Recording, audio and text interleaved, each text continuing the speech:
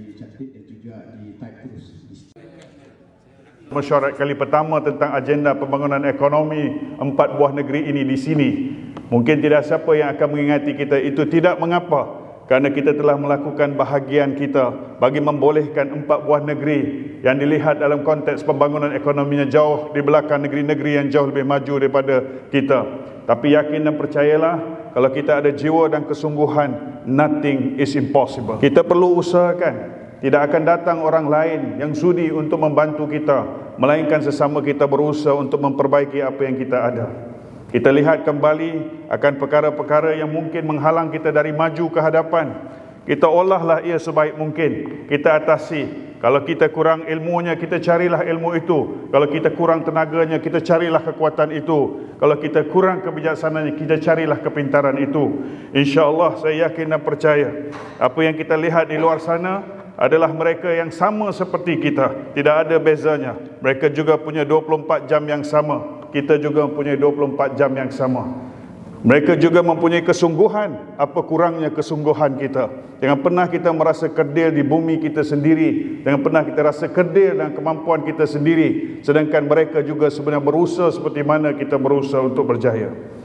Jadi izinkanlah saya, sahabat-sahabat semua, untuk kongsikan akan sedikit bagi membolehkan kita merangsang rasa keinginan kita untuk memajukan negeri kita.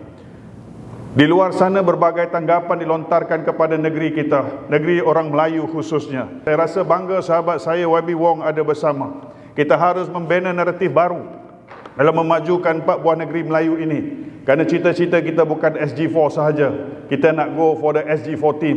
Kita nak menakluki semuanya. Dan ini bukan mantra politik atau bicara biasa-biasa, tetapi ini kesungguhan untuk membawa naratif baru kepada negara kita, bahawa kita boleh bersama-sama membangunkan ekonomi kita. Kita tidak mahu dipisah-pisahkan dengan sentimen-sentimen yang boleh menghancurkan masa depan negara kita.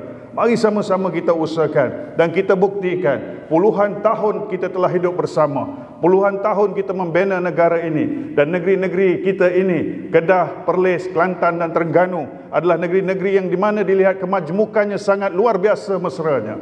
Kita boleh lihat bagaimana orang Cina boleh berbahasa Kelantan dengan baik. Kita lihat orang Cina, orang India boleh berbahasa Terengganu, berbahasa Kedah dan Perlis dalam konteks bahasa Lorat Utara ini dengan baik dan sempurna. Kadang-kadang kita tidak tahu pun dia orang Cina atau India apabila mendengar akan bicara mereka. Menunjukkan bahawa kita mempunyai kualiti yang tidak dimiliki oleh negeri-negeri lain. Dan inilah sesuatu yang harus digembeling bersama. Tidak hanya kemesraan dalam bicara, tidak hanya kefasihan dalam menggunakan dialek-dialek kita, tetapi kesungguhan untuk membina ekonomi itu harus disatukan dan diterjemahkan dalam gerak kerja. Harus kita ketepikan suspicious yang mulai merugikan kita. Harus kita ketepikan prasangka-prasangka yang mungkin memusnahkan kita. Binalah masa depan kita, kerana kita dilihat oleh mereka di luar sana. Apabila gagasan SG4 ini dilontarkan oleh kepimpinan tertinggi kita, oleh penasihat-penasihat kita, Tun Dr. Mahathir dan Tok Guru kita, dan kita tidak punya banyak waktu sahabat-sahabat semua, kita perlu mampu menunjukkan beberapa hasil. Dan ini bukan cerita politik, sebab kita bukan semua ahli politik. Kita nak jadi statesman, yang mana we are not talking about next elections only, we talking about the future generation or next generation. InsyaAllah. Boleh sahabat semua? Mari kita usahakan. Kita kena sama-sama. Kita ada agensi-agensi yang bantu kita, dan kita pun tidak mahu terus leka dengan permainan-permainan yang akhirnya banyak membuang masa kita dan hasilnya tidak ke mana. Jadi izinkanlah saya kongsikan akan petikan daripada firman Allah SWT pada masa terdekatnya. Sesungguhnya Allah tidak mengubah apa yang ada pada sesuatu kaum itu sehingga mereka mengubah apa yang ada pada diri mereka sendiri. Sahabat-sahabat semua, kita tahu kalau kita sebut 4 negeri ini 4 negeri orang Melayu. Kita tahu bahawa keadaan kekuatan ekonomi kita tidak seperti negeri-negeri lain yang jauh ke hadapan kita. Tetapi marilah kita angkat dengan kudrat yang ada, dengan tulang pakrat yang ada, dengan kecerdasan kepintaran yang Tuhan pinjamkan kepada kita. Kita susun kembali ekonomi negeri-negeri kita. Kita susun kembali. Kita bangunkan kembali. Apa juga yang memungkinkan yang menghalang kita untuk maju.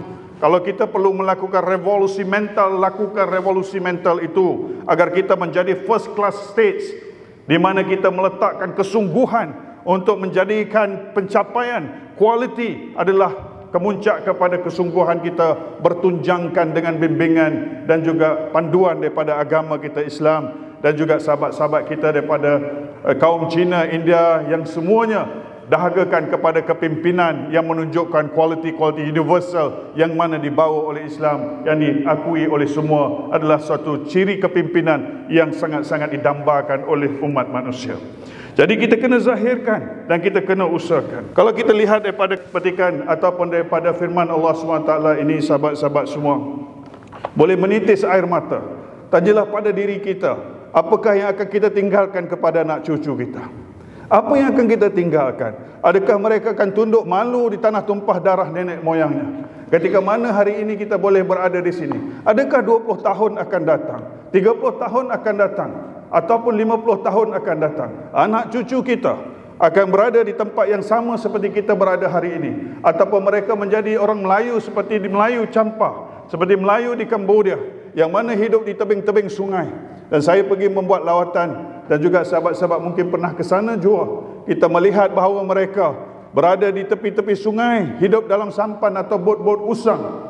Dan ketika mana pemerintah ingin membangunkan kawasan tebingan sungai itu, maka mereka diusir sama ada ke hulu atau ke hilir sungai itu. Itulah cerita Melayu. Itulah cerita bangsa kita yang kulitnya sama, kalimahnya sama, bicaranya sama. Saya rasa sedih dan cukup kesal di hati saya. Sebuah empire Melayu Campar pernah terbina suatu masa dahulu, tetapi akhirnya tersungkur. Kerana apa? Kelemahan kita juga sebenarnya. Kerana apa? Kerana kita tidak bersama. Jadi satukan hati kita, apatah lagi sesama kita orang Melayu, bersama juga dengan sahabat-sahabat kita orang Cina, India, Siam, dan apa juga bangsa. Marilah kita bina satu kebangkitan bersama kita di 4 negeri ini, SG4, dan insya-Allah untuk Malaysia semuanya.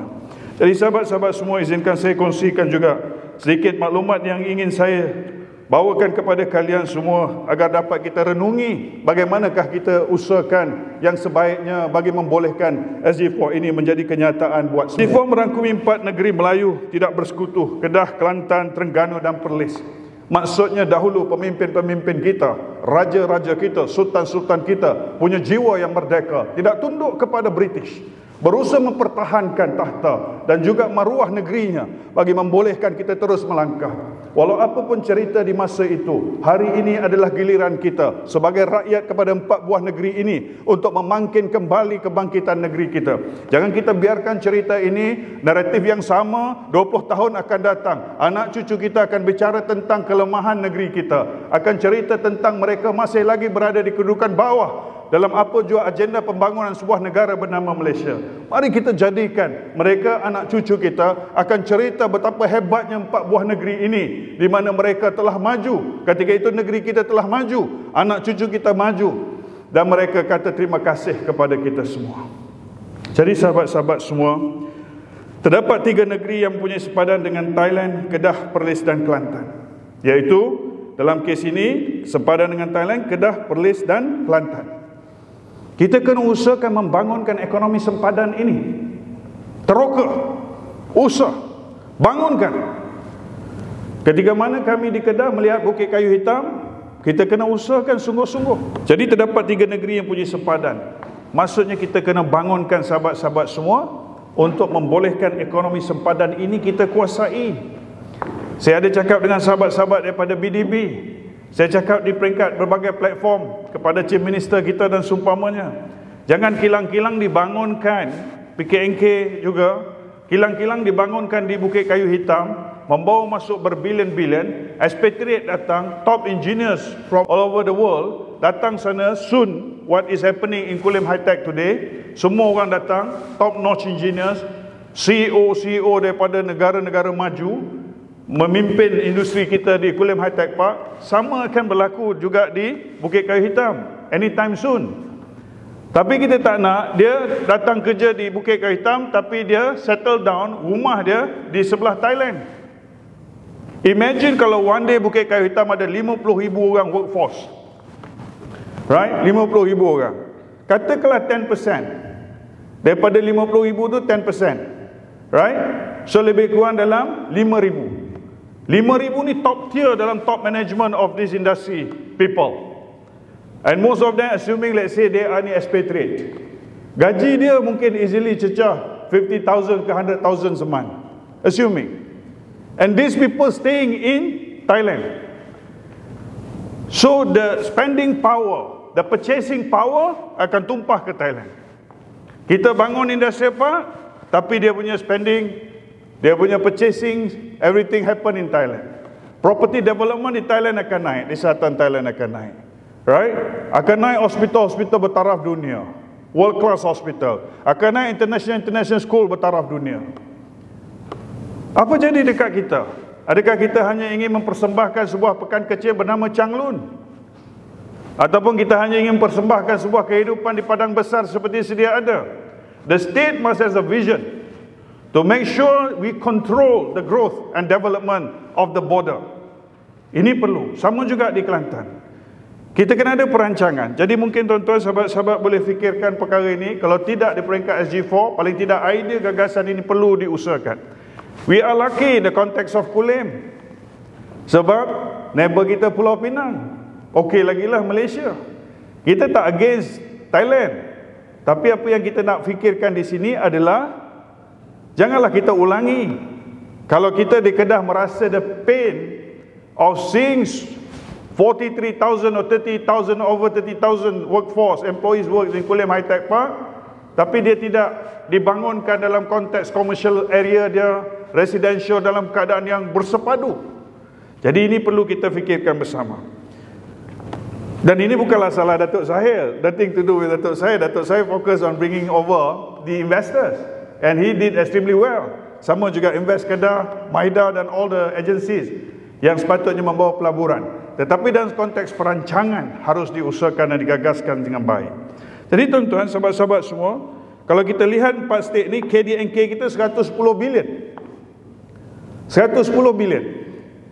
Daripada Malaysia punya KDNK yang over 1 trillion. Ya. Correct me if I'm wrong. KDNK 4 state ini, Terengganu, Kedah dan juga Perlis dan Kelantan, 110 bilion. Population kita 5.64 juta. Keluasan 4 buah negeri ini 28,055 km persegi. Ini keluasan kita, 4 state ni. Kita tengok seterusnya. Populasi kita ya. Dan juga dalam kes ini kita ingin dapatkan gambaran, right? Keluasan negeri kita. Kita adalah antara negeri yang quite big compared to Pahang, of course they are a lot bigger, Sarawak dan Sabah. Kita nak usahakan setiap inch, setiap ruang yang ada, tanah yang ada ini dapat kita bangunkan dan manfaatkan dengan population yang mana Kelantan 1.8 million, Terengganu 1.23 million dan Kedah 2.22 million, and Perlis lebih kurang 300,000. So dengan kata lain, kalau kita ambil contoh dekat sini, the most populated state is Kedah lah, right? Jadi kita nak usahakan dan bangunkan tanah-tanah yang ada ni. Seterusnya, kalau saya kongsikan, KDNK negeri kita, negara kita Malaysia, seperti saya kata tadi, 1.7 trillion. Ini KDNK negara kita. Jadi kalau kita tadi 110 bilion, very small. Tak sampai pun 10%. Am I right? Kalau 110 bilion. Jadi dengan kata lain, terlalu kecil sebenarnya. Sebab itu kita tak ada bargaining power. Sebab itu federal to certain extent. Not trying to portray a negative image of federal government. Tetapi to certain extent, kalau kita boleh ambil secara literalnya, we can consider ourselves insignificant. So hari ini tanggungjawab kita nak menjadikan diri kita, negeri kita signifikan kepada Malaysia. Kita yang harus lakukan. Sebab itu dalam antara ucapan saya ada membawa naratif untuk negeri kita Kedah, memimpin dan mentadbir negeri ini seperti mentadbir sebuah negara. Kita kena bawa naratif ni di Kelantan, di Terengganu, di Perlis, dan setiap daerah seperti negeri. Dan kombinasi daerah-daerah ini menjadi negara kita. Bukan nak bawa idea nak keluar dari Malaysia, tidak. Supaya kita mandiri, berdiri kaki sendiri, berusaha untuk memajukan apa yang kita miliki. Kita kena usahakan tuan-tuan. Takkan datang, sorry to say, orang-orang yang akan berhumpas pulas untuk membangunkan kita, negeri kita. Kalau tidak, kita sendiri. Kalau di federal kita nak minta kementerian memikirkan tentang kita, kementerian ada lagi 14 state atau 13 state. Kalau taking out Kedah, dia ada 13 state lagi nak pandang. Bagaimana sebuah kementerian nak bagi fokus hanya kepada Kedah? Sebab ada state also asking the same things. So kita kena usahakan sehingga federal merasakan magnet kita, kekuatan kita untuk mereka datang menyantuni kita terlalu kuat, terlalu sukar untuk mereka ketepikan. Sebab dia nampak kekuatan kebangkitan kita. Yang ni nak kena bawa. Sebab ni yang kata tadi mental tadi, revolusi mental kita kena bawa dalam usaha ni. Jadi sahabat-sahabat semua, kalau kita lihat dalam usaha ini, KDNK Malaysia 2027 1.7 trilion dan kita rank 35 di peringkat global. Jadi ini cabaran kita. Kalau 110 bilion in the next 25 years, assuming by 2050, these SG4 states ni berapa kita punya GDP? Kita nak bawa jadi berapa? Kalau dalam state Kedah, kita target by 2050 GDP kita 576.2 bilion. Hari ni lebih kurang 51 bilion. So in 25 years time kita nak lonjak hampir 1000%, 800% kepada 576.2 bilion daripada lebih kurang 52 bilion. Very tall order. Boleh ke tak boleh ke? Inilah cabaran. Jadi kalau kita push ourselves, tuan-tuan, kita juga selalu mengkagumi, kadang-kadang dalam social media kita kagum tengok seorang anak kecil masih di sekolah, matanya buta, boleh menghafal 30 juzuk Al-Quran. Kalau kita secara zahirnya, secara literalnya, kita kata impossible lah. Tak boleh pun, macam mana dia buta boleh baca 30 juzuk Al-Quran, hafal. Nothing is impossible. So kalau hari ni 50 bilion, kita nak jadi 500 billion in 25 years time, then we have to work it out, sweat it out. Jadi ini usaha kita bersama. Saya percaya sahabat-sahabat daripada state SG4 yang lain ada sasarannya. Let us make a move by having a plan yang boleh diskalikan. Mungkin juga SG4 ni kena ada SG4 50. Maksudnya 50 tahun by 2050. Ya, SG4 2050 contoh dia. Tapi again, saya yakin dan percaya the quick wins kena diusahakan segera. Jadi saya nak bawa gambaran lah. Contoh katakanlah, kalau kita di peringkat SG4 ni ada satu organisasi yang kita panggilkan permodalan SG4, contoh dia macam PNB. So macam PNB, katakanlah dengan jumlah population lebih kurang 5 million tadi, right? Kalau seorang bagi simpanan, ya, 5 million, seorang bagi simpanan 1000. Correct me if I'm wrong, you can cross check. So kita akan ada 5 billion. Am I right? Seorang, setiap rakyat kita ni assuming save 1000. Kita ada 5 billion. So this 5 billion, kalau kita talking about proceed saja from that, kita akan dapat 200 million. Kalau 4% dia punya proceed. Correct me if I'm wrong. 200 million. Dan this 5 billion ni kita boleh gunakan juga untuk investment strategik. Itu yang saya kata tadi. Kita kena mula berfikir dalam kerangka tidak lagi meletakkan segalanya kepada pusat. Ini kalau nak bawa SG4 pada saya lah. Kalau berfikiran semestinya masih lagi pusat, what alternative that we offer? Am I right? Apakah alternatif yang kita tawarkan kepada rakyat di luar sana? Kalau kita kata semuanya should be led by the federal government. Tapi kita tak bawa juga idea nak keluar Malaysia. Tak, jangan misquoted me. Right? Kalau di peringkat pusat ada tabung haji, contoh dia, berapa ramai orang deposit. Dan this is a Malay state. Kalau kita put the right narrative kepada orang Melayu, this SG4, kita nak ada satu fund umrah, haji dan ziarah. Contohnya lah, haji dan ziarah kita punya, bukan against tabung haji, just having an alternative. Manage it properly. Orang kita kalau sebut pasal haji, pasal umrah, mungkin satu yang dekat di hati mereka. Manage it properly, and then daripada situ, the fund collected, invest dalam sektor-sektor yang memberikan pulangan yang baik. Tuan-tuan boleh lihat, impact dia. So hari ini apa proposition yang kita nak bawa kepada rakyat? SG4 ni dalam konteks pelaburan nak cerita rakyat di bawah faham apa proposition daripada SG4 ni kepada rakyat. Kalau kita sebut okey, kita akan ada satu fund yang dipanggil seperti PNB, Permodalan Nasional Berhad, dan ini yang kita nak bagi tahu, kita SG4 akan ada permodalan SG4 contohnya. Tapi jangan SG4 lah, sebab kita target SG14, am I right? Ini SG4 macam tak bercita-cita besar. Permodalan something lah, yang mana hari ini 4 negeri, next election 8 negeri, the following election or the remaining 6, contoh dia. So meaning that kalau kita bawa naratif ni, dan kita akan dapat satu gambaran rakyat kata, oh, rakyat boleh connect immediately PNB dengan bentuk pulangan kepada rakyat yang baik to certain extent. Right. Lepas tu kita kata kita ada tabung haji. Contoh dia, tabung haji ni pun ada dia punya cerita dia tersendiri. We come up with something even better, cleaner, slicker, beauty daripada tabung haji punya cerita luka sana sini. We start. We kata this is the way forward, talking about haji dan umrah, ziarah dan semuanya. We propose to the rakyat, 5 juta rakyat SG4, tengok, this is the proposal from this gagasan. Dengan hanya meletakkan berapa? Paling minimum RM10 kita boleh. Contoh dia.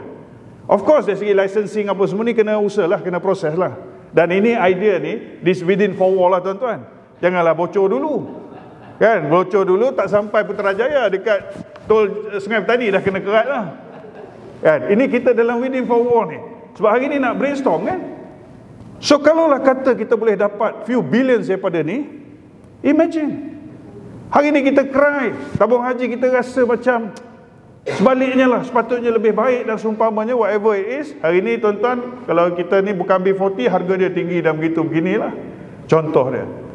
Okey, so ini antara proposal yang perlu difikirkan. Kalau kita cakap pasal hutan kita, carbon credit, kita mungkin ada reserve hutan yang paling besar. Macam mana kita nak start leverage atau cash out daripada carbon credit hutan-hutan kita ni? What do we need to do? Daripada solar, renewable energy. Kalau kita ambil contoh, tuan-tuan, nak hasilkan 1 gigawatt diperlukan, correct me if I'm wrong, lebih kurang 2,000 ekar tanah. 1 gigawatt, 1 gigawatt ni 1,000 megawatt, perlu 2,000 ekar tanah. Okay, so world is moving toward green energy, renewable energy. Kalau Kedah, Perlis, Terengganu, Kelantan start to develop our state, identifying the land, mungkin agriculture land, right? Fair enough.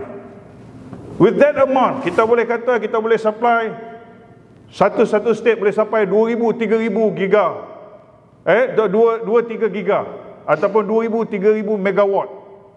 Contohnya, Kedah boleh 3,000 megawatt, Perlis boleh 1,000 megawatt, contoh, Kelantan 3,000, Terengganu 3,000. So meaning dia ada 10,000 megawatt. Contoh dia. 10,000 megawatt meanings dia, kalau tanah ada 1,000 megawatt perlukan 2,000 ekar. So 10,000 megawatt perlukan 20,000 ekar.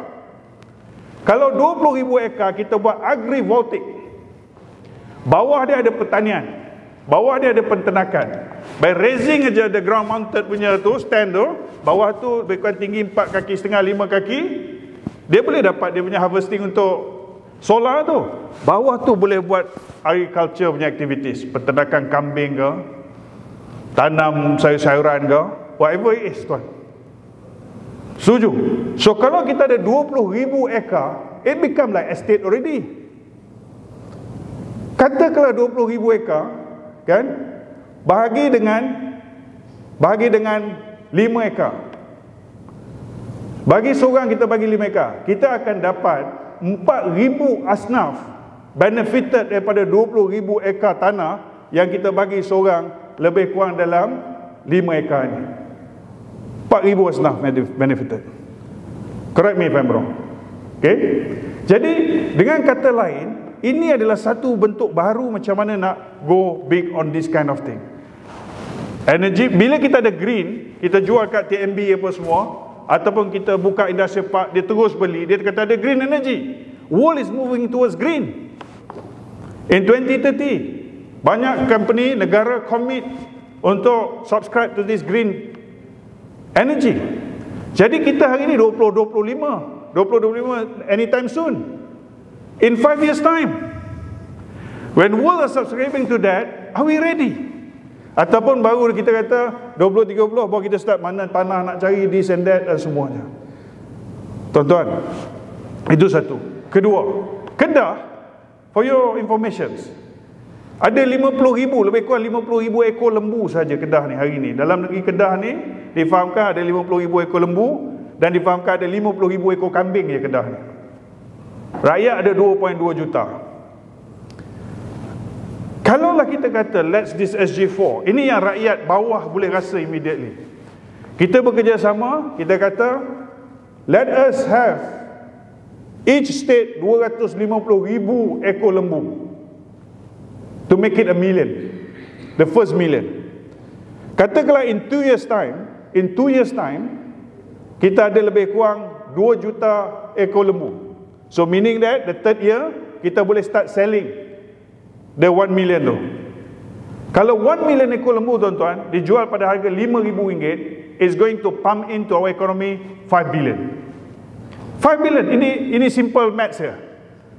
1 juta ekor lembu jual, kita akan dapat 5 billion kalau 5,000 harganya. Belum downstream, upstream, apa semua yang kita nak buat ni, breeding lah, all this and that. This is something. Quick wins, cepat buat. Okey, macam mana nak buat? Sama ada kita cari investor luar yang boleh bawa high tech untuk this segment, ataupun from within kita develop. Ini kita trader bawa lembu semua dari Myanmar, daripada Thailand, quarantine berapa minggu, lepas tu kita jual. Next raya datang lagi. We don't build our economy, we just make few people become rich. Kita tak membuat rakyat semua kaya, sebab dia tak terlibat. Kita hanya menyediakan masyarakat consumer. Jadi kalau kita boleh usaha ni tuan, imagine the impact. Kan? Kita ada paddy field 118,000 hektar di Kedah. Kita dedicated 118,000 hektar tuan, bukan ekar, hektar. Kalau 100,000 pun kali 2.5 ekar, 1 hektar lebih kurang 250,000 ekar tanah dedicated for padi. Berapa hasil kita? Just a few millions in terms of tax. Not even 5 millions. Kita tahu berapa cukai tanah daripada tanah pertanian. Alright? Tuan-tuan masuk daripada Kulim sampai Bukit Kayu Hitam, you can see by the roadside, by the highway, all basically kalau nampak padi saja. Sedangkan prime area. Setuju tuan? Tepi lebuh raya, kalau kita ambil lot nombor 1 lah orang kata, tapi kita tanam padi sebab our commitment.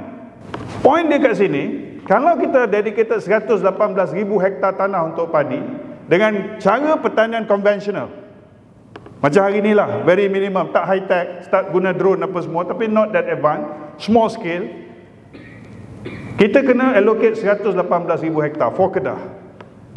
Tapi kalau kita kata with high tech, precision farming dan so on, kita mungkin hanya perlu 80,000 hektar saja, meaning that to produce the same amount of padi dengan jentera dan equipment yang lebih baik, jadi kita boleh produce the same amount of supply dengan 80,000 hektar. We have 38,000 hectares of land to be developed as residential, commercial dan industrial land. Mungkin kita tengok kalau tuan-tuan biasa lalu, kalau ke arah utara, Pendang sikit punya cantik ke exit Pendang, tapi apa? Padi. Bukanlah saya against, tetapi this is the thing, the game changer for this thing must come from us. This SG4. Untuk negeri-negeri kita, tuan-tuan mungkin di Terengganu, di Kelantan, di Perlis tengok, memanglah orang suka datang tempat kita, tengok hijau, tenang, kan? Orang selalu kata tenang lah, tapi kita tak naklah tenang all the time. Kalau orang cakap development, orang cakap Kuala Lumpur, Selangor, Johor, Penang. Kalau tenang-tenang, healing, datanglah belah Kedah, belah utara, belah Perlis, belah Kelantan, belah Terengganu. Tak naklah macam tu. Betul tak? We want to develop our economy. Shanghai, Guangzhou, kalau kita tengok tahun 80-an, Google tuan-tuan, full of paddy field in the 80s. Hari ni kita tengok Shanghai, metropolitan city. Jadi kalau kita nak panjanglah umur kita, ada hidup kita lagi 20 tahun, hari ni saya 51, in 71, when I'm 71, maybe retired from politics already, kita nak tengoklah Kedah ni tak macam hari ni. We want to see better Kedah, we want to see better Kelantan, Terengganu dan Perlis. Kalau sama, we consider ourselves fail lah. Kan? Gagasan ni fail lah. Tuan-tuan, to associate with something yang gagal adalah sesuatu yang benar-benar menduka citakan. Kan? Kalau kita berani lah, kita should not think ourselves as a politician. Sebab apa? Kalau fikir pasal politician, kita akan cakap pasal next election je. So, mari kita jadi statesman, kita cakap for future generation, next generation. Jadi, insyaAllah kita usaha bersama. Saya ambil contoh, tuan-tuan. Kalau lah kata Kedah 118,000 hektar padi, Terengganu dan seumpamanya, Terengganu I heard quite advanced, YB, dalam konteks memajukan pertanian. Katalah campur Kelantan, Terengganu, Perlis, Kedah, mungkin dari segi tanah untuk padi ni 200,000 hektar, mungkin. Imagine kalau 200,000 hektar ni disusun, dirancang, diatur sebaik syarikat, the biggest plantation company in the world, among the biggest like Sime Darby lah. Tapi Sime Darby tak nawang padi, sawit dan getah kan. Diurus begitu hebat, 200,000 hektar tanah. Tapi dalam konteks padi, agak-agak macam mana kita? Daripada satu orang pakcik, ada 3 relong, dia usahakanlah, dia mengeluh harga baja naik, dia mengeluh harga racun naik, dia mengeluh upah naik, dia mengeluh, semua mengeluh.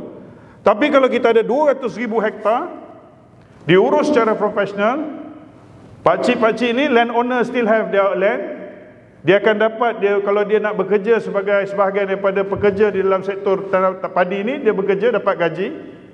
Di masa yang sama dia dapat keuntungan daripada hasil perniagaan tu. Contohnya, let's say the company make $1 billion a year profit. Bayangkan dia bagi balik dividen bagaimana. Contoh dia. Naratif ni nak kena bawa. Naratif ni nak kena yakinkan. Tapi tak mudah. So kita katakanlah, kalau kata 200,000 hektar tanah, kita takkan boleh kata, oh tomorrow we can ensure everyone will be on board. Mungkin akan ada skeptical, orang tak suka kita, orang begitu begini. So kita target the first 10%. Daripada 200,000, 20,000. So we started with the 20,000 hektar tanah, we going to this. Prove it to them, things works well, naik, orang akan mula start to trust us, dia akan start to commit, naik 50, naik 150, naik 200, dan finally kita dah control. Bila we have that, we control the entire ecosystem. Bajanya, benihnya, kilang padinya, segala aspeknya. Downstream pula, tuan-tuan, sorry to say, kita 118,000 hektar tanah di Kedah on padi. Lepas kita potong padi, the paddy straw tu, jerami tu, kita bakar. Sedangkan dia boleh jadi cawan. Right? Jadi ini untuk buat cawan, buat sudu, buat piring, buat pinggan yang eco-friendly. We don't do that. Right? We don't do that.